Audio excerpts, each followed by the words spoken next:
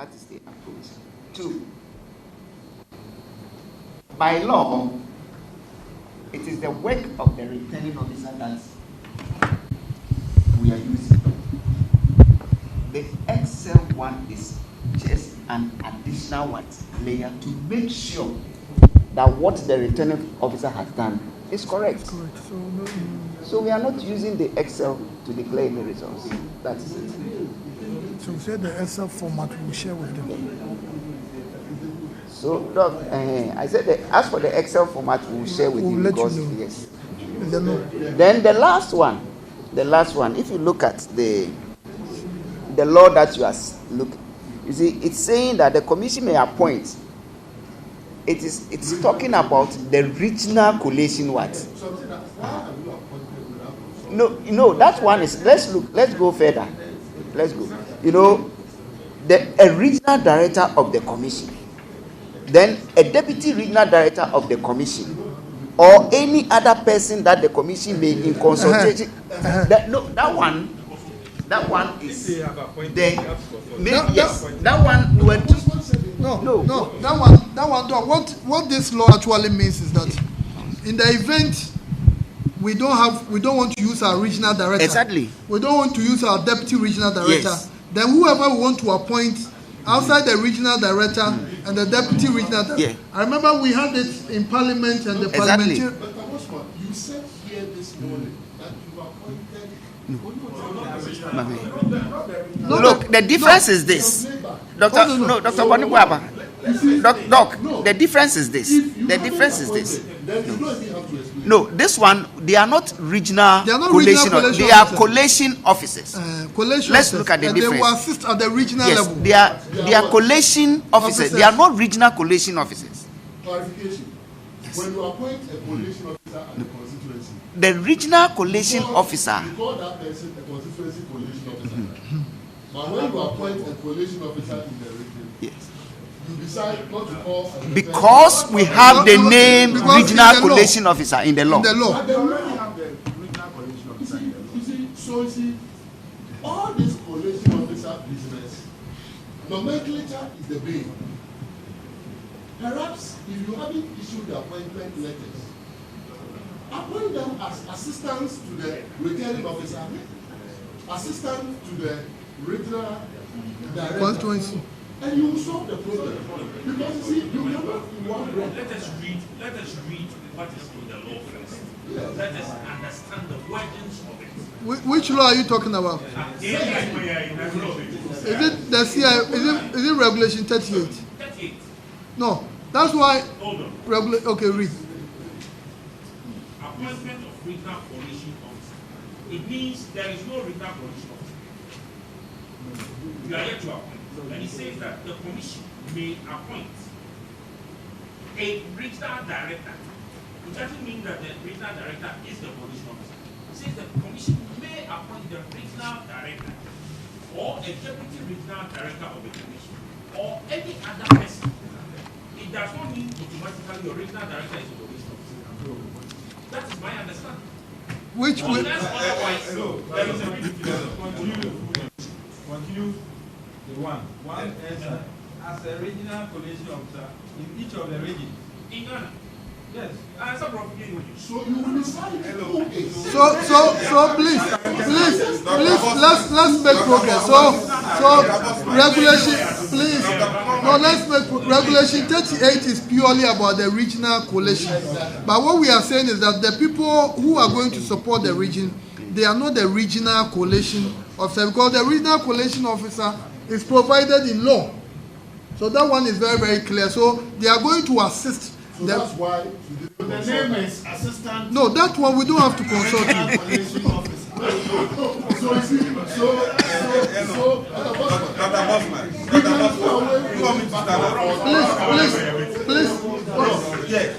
Please. You are reading CI, even the Constitution. Some members of Parliament, even Speaker, will have his own interpretation. Please, we are not here to do interpretation. You are telling us that you've appointed somebody who will help with collation at the constituency level, at the regional level. Please, let's move on. The name can be assistant, the name can also be. Mr. Tete, let's take the last one. Please, Doc.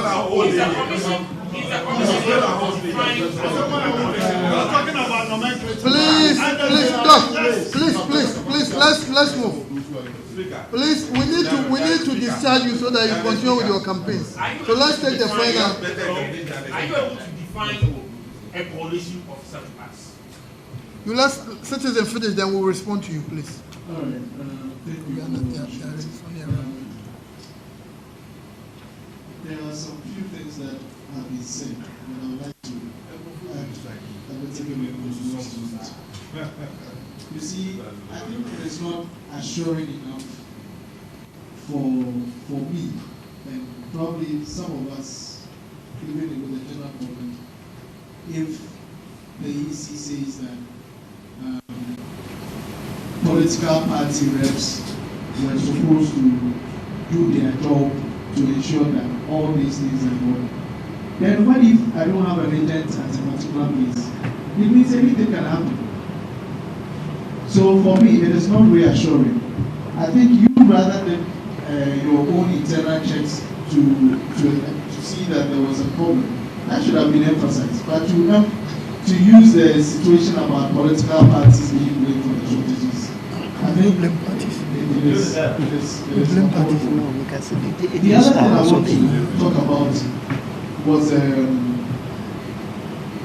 there was a lot going on in social media, and I thought this opportunity will clarify that. So it has been named that some officers of the EC are politically deemed. The EC has been doing well in responding to issues that have been raised on your portals. But this one, I haven't heard from the EC. Which one is that? Is it the case or not? Where, I mean, the issues of Guma, East, Traboso, Uruajay, I mean, that some officers of the EC are taken. What is the situation with that? I think you need to clarify these things so that in the minds of everyone, we have said that it is the case or not. And I think this issue of giving names to political parties and the timing. So in case you give us a name on Sunday, and I have an issue on it, how can I raise it when the following day there is special meeting? So I think it is important that we clarify all these things. And the collation, you see, you were saying that the regional collation officers is by law. So it means that what you are going to do is not by law. So that is illegal. No. So if you are saying that one thing you are doing is by law and it's named it, but the other one that you are going to do is not by law, then it's by what? And you've not also explained the different dynamics in terms of the different duties that they are responsible for. And if in case there is disparity, whose own are we going to go with? All these issues, I think, need to be clear so that all of us are on the same page. There was another issue of the media in terms of restrictions and all that. I think this is also another opportunity for us to leave this room with some form of clarity and assurances from you. Once you get these opportunities, I think it's good that you clarify why some of these things, so that everybody will, because the media are not getting opportunity to ask questions here, I'm sure, so that they can be clear in their minds what the situation is. I think. Okay, so let's try and then address those few questions. And we've said over and over and over with respect to the recruitment. We said. Like, let me add this. I think Dr. Wangoma generated. Generators, renting of generators. I know it has come for us to discuss before in terms of your budget, and probably this can be something that others will support. It wasn't in the EC's budget to rent generators or procure generators. For what? Is there something that, because I know some areas, even renting the generators is going to be a challenge. In some constituencies, renting generators is going to be a challenge. And we are voting we are doing this on the weekend with all activities and all that. So it's something that you can consider. Okay, so Thank you very much. yes, we've said this over and over. You know, we advertise, and then people apply. We set up interview panels, and then we interview people, the successful applicants. We give the names to the political parties and all that. So it is up to the parties if they have any issue raised. We set up committees, and then we investigate, and then do otherwise. The other one is maybe we may have to take a look at the law again, because it is giving us 10 days, very close to our training periods, and either we actually do our trainings, yes. So either we do our trainings before the 10 days so that we can give the names to you. So that is something that we've also taken note of. As for the interpretation, the definition of who a regional collation officer and all that, we cannot actually, it will take us the whole day, because people have different interpretations of what it is. So on this note, Fred, let's yes, that's what I am saying, that yes, we have interpreted the way we think it should. Others are also interpreting it in a different way. So we cannot actually get to a consensus. So let's move on, Fred. My question on absent register are still not being answered. The page 9. The first time I asked, it wasn't answered. This time it's also being pushed on the private side. It ought to be answered and give a definition. So I think we can call it a day now. No. So what other question? No, I feel very disrespected anytime you do this. What's I asked a question the last time. You didn't answer. I have asked them again. You're brushing it aside, disrespectful. so what's your question? Manti, what's your question? I'll be pray about it. No, I'm not saying offer this one. This is not fair. He clearly told, I asked Fred, What's the did question? you hear me? He said yes, he heard it. That is written. And then he comes to ask me again. That was the question I asked. The one about the 844, the definition of a collation officer. 844. Now 844, I think the commission explained that some polling stations were collapsed. So because of that, we had to transfer those individuals to other polling stations. And as a result of that, it will bring some discrepancy in terms of the absentee voters, the transfer and the special voters. That's what we explained. If you want the list of those particular polling stations, you can reach out to the commission. We'll make those particular polling stations available. We have written more than Have you written? No, So, and I think we have written more than 2. And I think you also asked about who is a collation officer, a definition of. We said if you are not defining or answering, we can close. I don't have a problem with that. But it is on record that anytime we ask questions that are more relevant, brush it aside. no, we don't brush. Our job is to respond to you. The collation officers, as we said, their job is to assist in the collation of the results at the constituency. And we said that the mistrust that is generating on the EC is what is causing the problems we have. No, it's not true. It's not true. That's not true. And I think, citizen, you were asking something about, we said the law. I think we made it very clear that in CI 127, the law allows us to appoint people to assist the returning officer.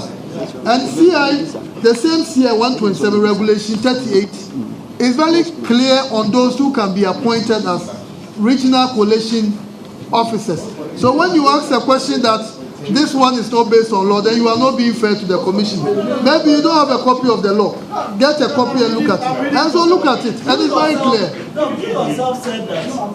For the regional collation of It's provided. No, yeah, it's the law. and then you said that is different from the other collation officer. Then I'm saying, which law is the other collation officer? No, and I mentioned regulation 23B is there.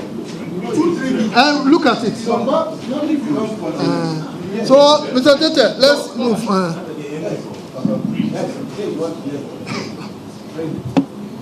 No, you have another question. polling station. No, talk about the accreditation for the polling station. Polling station, those then no, he's talking about the polling station. Those the number of people, 2 people. It's important to see we are having December 2nd.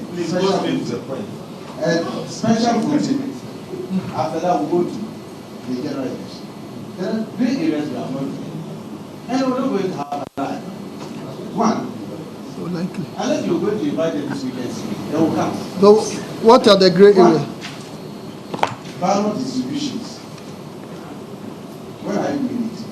The materials are very important. Are we doing it December 6th or December 6th? It's not the first time, but we did it at where they ballot distribution. So we must know the date we are doing that. Second, the special voting. When we finish voting, we know we are not counting. We will count to December 2nd. What happens to the BVD? The BVD, okay. Okay, number 3. What happened to me? Another one we want to know is this accreditation thing. That one is very in terms of our agents. But what of observers? Observers for who? The parties? The parties. Okay. We must know how many are you giving us for each coalition center. Because we know, apart from our agents, we also have observers who will come in to support. So we must know how many. So we will be going to. If we are not trying to them. We go behind the scene, say, come in the window of other things. So give us a number of all those. Then the national level. How many are you giving us? We need political party. That we do. I think that one we mentioned it. Yes. The national collation. Observers. The task. So we must know observers. The collation said it 5 cities. I'm just made that you continue to maintain the 5 cities.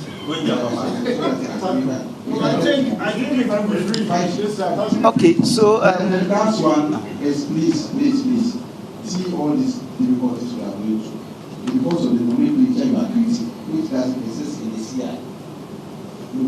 Don't create unity. That doesn't exist. We will have to we don't understand nomenclature. That's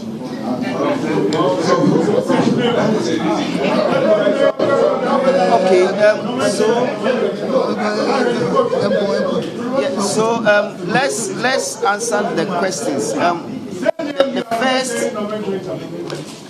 is Dr. Tanku, with the distribution of the ballots, we cannot actually say that today, 13th, we are starting distribution of ballots, because even if you look at Afram Plains, North and South, where to airlift the ballots and other things, but usually it's on the eve of the elections that ballots are distributed. Depending on the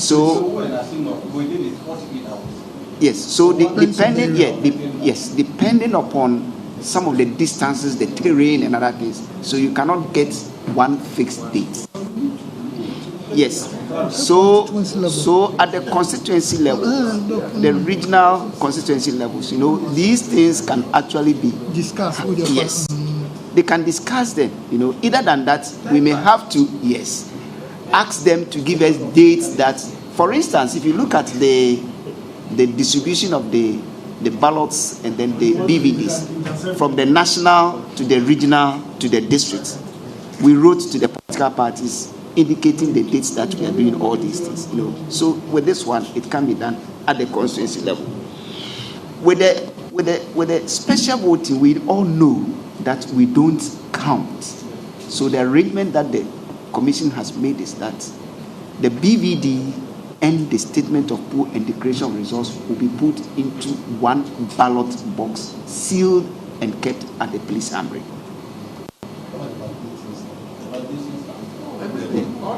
Yes. Okay. As for the accreditation, the observers, we are still compiling the list. So we'll let you know when we are done with it. Thank you. You said the numbers. But the numbers, Yes, the numbers. we are still compiling. Yeah. So we are still compiling them. So we'll let you know. We'll write to you and tell you the numbers you are getting. Exactly. No, we know we received a letter from you. Yes. So we'll respond to it. Yes. We'll respond to all the parties to know what. Maybe. On this note, We'll have to. We'll write to you. Short one. Why? Short one. Doc, come and ask. Mr. Philip, are privileged to meet No, we have to work into another thing. Anytime you call for a meeting, you give a specific time. You don't come on time. And when we want to air our views to you, are rushing us to close. Please, we beg you. We don't have other things to do. Who is this for? We are asking questions that benefit everyone, especially Ghanaians. Who is this for? the probability. So this is currently the Inter-Party Advisory Committee meeting where political parties have their rep here basically interacting with the Electoral Commission on matters of concern. Obviously, this is going to be the last IPAC meeting before the election, and don't forget the special voting will take place on December 2nd, when the main or the general election is going to happen on December 7th. And generally, as we speak, we can say that a number of concerns have been raised. But basically, the Electoral Commission invited the party reps to brief them on a number of issues, pertinent issues that are in the public domain. And most of the political parties here registered their displeasure with a number of things. Now, one key issue that came up at this particular IPAC meeting is that they want to know the faces of the workers that the Electoral Commission is going to engage at the various polling centers. And according to the CI, or the regulation guiding this year's election, the workers of the Electoral Commission are supposed to be displayed at the various polling centers so that political parties can ascertain the independence or otherwise of the workers or the temporary staff of the Electoral Commission. And this, the EC says, the workers or the temporary staff are currently undergoing training, and that training would probably end some 3 days to the general election or the special voting, which is supposed to take place on December 2nd. And this, they say they are not pleased with, because they were hoping to see the workers of the Electoral Commission before the poll starts. Then again, another issue that came up was the fact that the EC said that the discrepancies in terms of the shortfall that were noticed during that actually prompted the release of a statement has to do with the fact that they let's speak briefly on what you raised. Very pertinent issues today at the IPAC meeting. What were some of your concerns, and were they addressed? First, introduce yourself to us. Nana Osapon. And basically, some of these things we try as much as possible to raise them, and they have found a very cunning way to always avoid these questions. And these are very critical issues. You understand? Yesterday you called. The question specifically? Now, if you look at the results summary that they sent to us, there's an item 9. They identified some persons, 884 of them, that can actually have an impact on any results. Now, we are saying that you say you have their records. These persons do not belong to a particular polling station. Give us the definition. Where would they be voting? How would these persons vote? If I am part of that list, let me know, so that we do not have so many of these persons coming to tell us that they are part of the 884. So give us the list. Let us know. The other issues I raised. Now, there is a clear definition on who a collation, regional collation officer is. It didn't say that it is the regional director or the deputy. It says the commission may appoint. the director or the deputy or any other person as such. So if the regulation says that the EC may appoint or the commission may appoint, please tell us the criteria, tell us the persons you are appointing.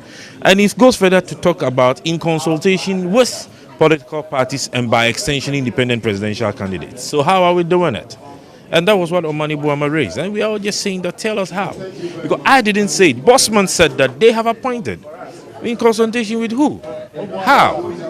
That is all we're asking. You understand? So these are just... Obviously, this may be the last IPAC meeting before the special voting on the December 2nd. Do you hope that other issues you've raised will be addressed, especially the shortfall in ballot papers? We have raised concerns which have not been addressed. They sweep it under the carpet. We are just hoping that the God that loves Ghana will take us through. And I would ask you as a Ghanaian, do you trust the EC? You don't trust the EC? I am asking you. You are all Ghanaians. That is the referee. That is the referee, and we must all trust the EC to have a transparent process. Do you trust him? Do you trust the EC? Do you trust the EC to do a good job? Do you trust you are a player in the game, so you should be telling me. You are going to be a beneficiary of the results because you are a Ghanaian. This is your homeland. Do you think that the work being done so far by the EC is trustworthy? By standing here and witnessing this IPAC meeting, do you trust the EC? I want to thank you very much for speaking to us. So that is the rep of Mr. Alan Kojo-Tremantin and the man who has raised a number of issues. And now we see Dr. Omani Buama also stepping out of the conference hall. Let's find out from him what he makes of today's IPAC meeting generally and raising some concerns that we want to know if the EC has managed to answer their questions. We have 7 days and few hours to the December 7 elections. We also have few days to the special vote. It is very obvious that the Electoral Commission is not prepared for this election. And we hope, shall I say pray, that over the next few days, they put their house in order. Why are we saying this? The officers who are supposed to be assisting the Electoral Commission to perform the task, you heard them there. The list is not even ready. All because they misinterpreted releasing of the list not less than 10 days to the election.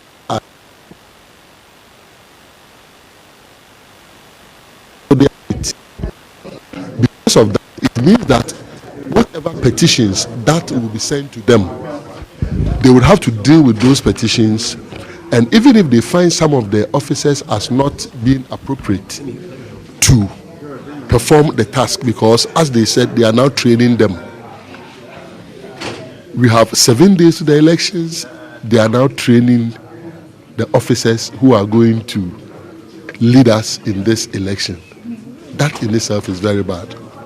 The next point has to do with what I refer to as financial loss that the Electoral Commission is causing. We've had too many instances of ballot papers being reprinted. And the last of it had to do with voter region. Look, as I told them in the meeting, our people in the print house had the ballot statistics. The print house obeyed the ballot statistics. So the question is, how come in the voter region they identified that the ballot papers, the booklets that were sent were inadequate? It means that the ballot statistics at the print house contradict the data that the regional director and the district directors have in the voter region. That is why I was insisting that they tell us the cause of this discrepancy. Unfortunately, they just smuggled themselves through it, many words, without addressing the cause. And that in itself is at the heart of this election. When we were talking about discrepancies in the register, these are some of the manifestations. And who pays for these reprint? Is the taxpayer. The EC is causing financial loss. It may not be willful, but they are inadvertently causing financial loss to this state. Now, you are going to reprint the voter region 1. Voter region alone suffered the phone start one with AHAFO, where the serial numbers had issues, and then it had to be shifted to a different company, Alt Commercial. And then we are also dealing with another issue regarding voter region that has to do with shortage. It could have been avoided if the right ballot statistics had been issued by the Electoral Commission. Let's put this aside. Another thing is the collation officers that you heard us discuss. Do it in consultation with political parties. Not NDC alone. Not GCPP alone. Not PNC alone. Not LPG alone. Not MPP alone. They had not done it. So they had to struggle to try and state that, they are not appointing regional coalition officers. But in that case, they are appointing coalition officers in the regions. When you go to the constituency and you appoint a coalition officer, you call the person a constituency coalition officer. But when you are caught at the regional level and faced with CI 127, you quickly say that the coalition officer that you have appointed to be collating at the regional level is not a regional coalition officer. Look, we want a peaceful, free, fair, transparent elections. We want the EC to be truthful. We've had too many errors dating back from the days of the registration of voters, arithmetic errors, too many errors. The Electoral Commission must halt. Do some introspection. And it is not too late. UNDP has capacity. They can assist them. They have been involved. The Peace Pact, the development partners were actively involved. The same way they should allow the development partners to assist them for them to be able to deliver credible elections. We don't want an outcome that will let us witness what happened in 2020, where the chairperson, Madame Jemensa, declares results, comes back to make a correction, and comes back again to correct. Double correction. We don't want that. Ghana's democracy is advanced. If they cannot add to the gains, they should just maintain the standards. They should not subtract from it.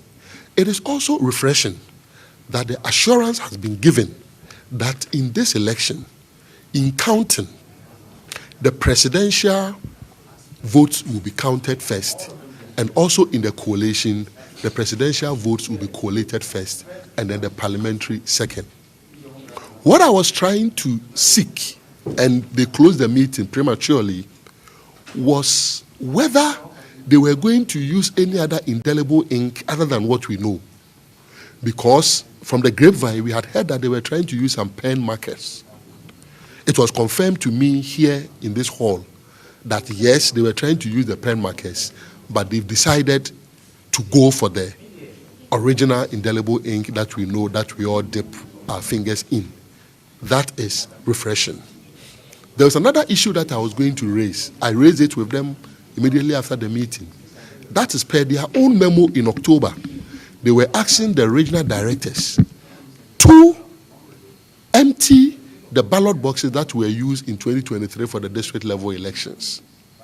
When they asked, in that memo, they said they should keep certain items for reuse.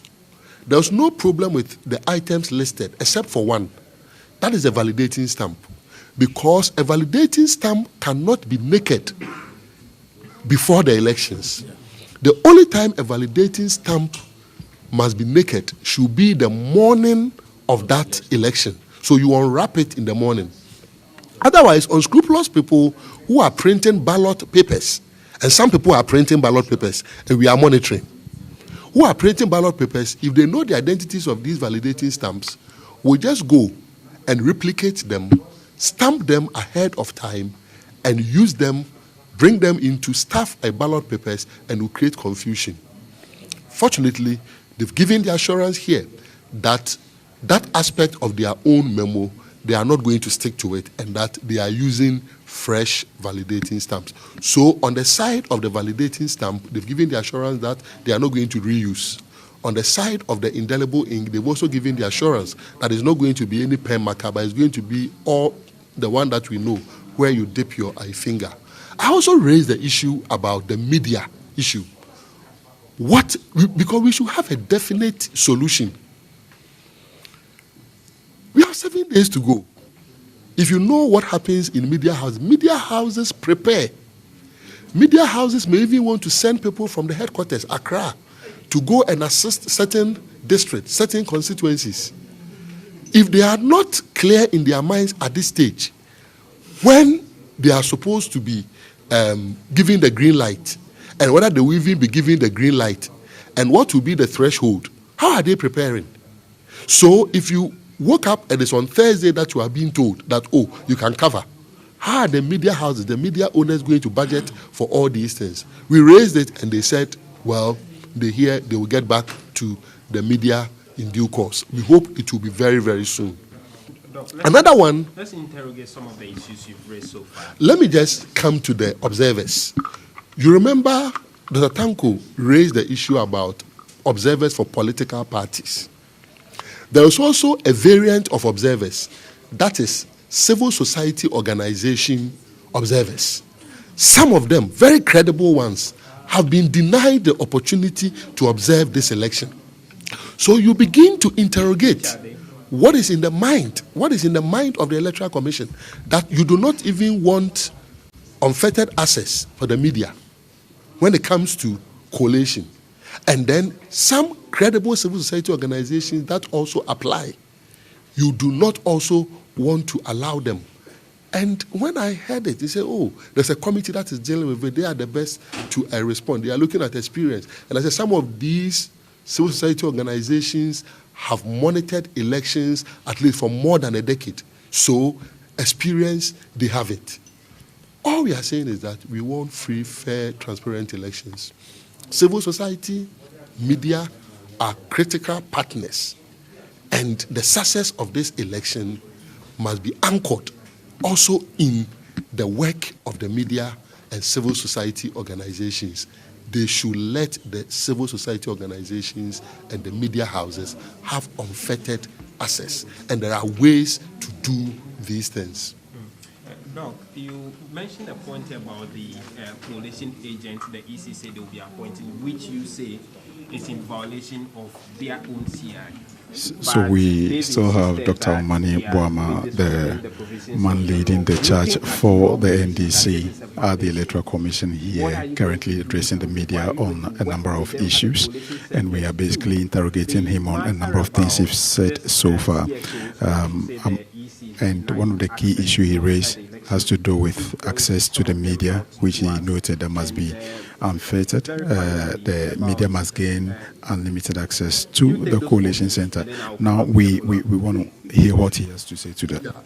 The issue of the coalition officers, like we kept on insisting, they should just give them the right names. They should just call them assistants to the returning officers at the constituency level, and it solved the problem. I don't know why this EC likes going for the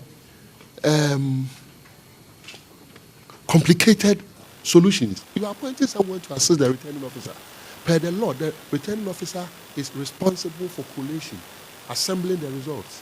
Why do you want to call this person the collation officer? And if conflict ensues at the constituency collation center, who is going to deal with it at that particular time? We believe that with the sunshine that we have put on this issue their very orientation for the people that they are appointing will make it very clear to them that they are working under the returning officers, and whatever they do must be subsumed under the authority of the returning officers. Since whatever it goes, you still work with them.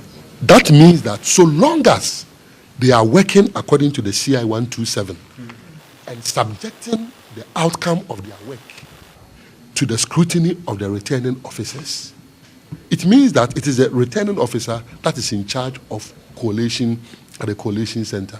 And we are working with the returning officer. That is one. Two, regarding the civil society organizations, there are several of them. Even Dinamo Quino's civil society organization is one of them. They've been monitoring elections for decades. Okay, there's another very prominent one. I don't know whether I have the permission to name them. The name starts with C. You may want to find out. Very prominent. Very, very prominent. But you just get in touch with the civil society fraternity and find out from them how many of them have been denied. That will not be difficult at all for you to elicit. You demanded for the method in terms of the tabulation of the results. That has not been answered. Are you satisfied? Yeah. It is very clear to you that even as they are trying to appoint a constituency coalition officers, they are not ready with some of the most important things that must be done. Why don't they have the Excel formula that they are going to use? And they are going to get back to us on that. They are always ill-prepared for the most important things. Sad for our democracy. But that is what we have. The Constitution says that this Electoral Commission must organize the elections. We will continue to put them on their toes and ensure that they do the right thing. But we will demand the Excel formula so that there is uniformity across the country.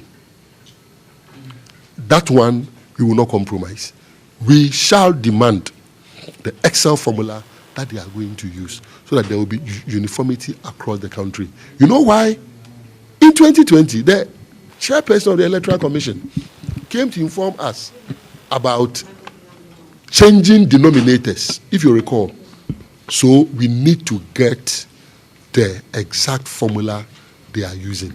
And once we have that formula, it solves one of the many problems. In all fairness, how will you rate the Electoral Commission's preparedness for the election? 3.7 over 10. Yes, correct. Why that low? We are here. 7 days to an election. Some constituencies in the Volta region. We are now going to reprint their ballots. We are here. We do not even know the full complement of the officers who are going to be in charge of the elections. In the 40,648 polling stations, we don't know. You understand? We asked them and they said some may change because they are still working on it. Just because they should have done that 10 days to the election or earlier. That was their mistake. They took that as it should be 10 days to the time if you listen to them. But they could have done it 30 days before, 60 days before. Who stopped them from doing that? You wait, and then 10 days to the time, you release it. And you heard them. They are still training. In case you discover some people who are politically tainted, what do you hope to do in the last hour? We have discovered some. Gaboso is one example. And Honorable Kwabena Mintakando has already submitted. So you can imagine what is going to happen. Because on our part, on our part, we have even secured the MPP delegates list, which we are comparing across the country. So you can imagine what is going to happen. Because remember, in the Ejiso by-election, there were some MPP polling station officials who were parading themselves as electoral officers during that by-election. It tells you how ill-prepared the Electoral Commission is. What would you do if you find more of those people? The same way that we are submitting, we will go ahead and submit. And the EC will have no other option but to replace. Thank you very much for speaking to us, and that is Dr. Omani Boama speaking to us on the subject of a number of issues, pertinent issues that were basically discussed here at the Interparty Advisory Committee meeting held here at the Electoral Commission headquarters in Accra, and knowing very well that this may be the very last IPAC meeting to the general election. December 2nd is going to be the special voting, and December 7th is going to be the D-Day for the general election across the length and breadth of this country. And generally, Dr. Omani Boama says he's rating the EC's preparedness 3.5 out of 10, and that on his part obviously is a poor rating.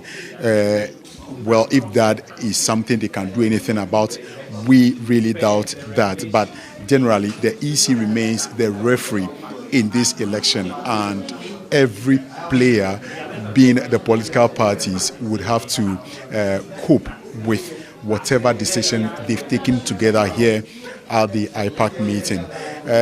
Generally, the EC has also indicated its resolve to conduct this election. It also noted one of the critical issues that ballot papers are going to be distributed probably on the same day of the election, or probably some hours to the election, taking into account the location and geographical proximity of some of the polling centers within the districts across the country. Some of the places are hard to reach areas, and that the EC would have to take time to, plan properly to know which of the places would have to take delivery of their ballot papers some hours or days ahead of the general election. And so, all is geared up for the election. The EC is saying we are going to have a press conference here at the headquarters at 4 p.m. We are hoping to bring all this to our viewers back home and wherever they find themselves across the country.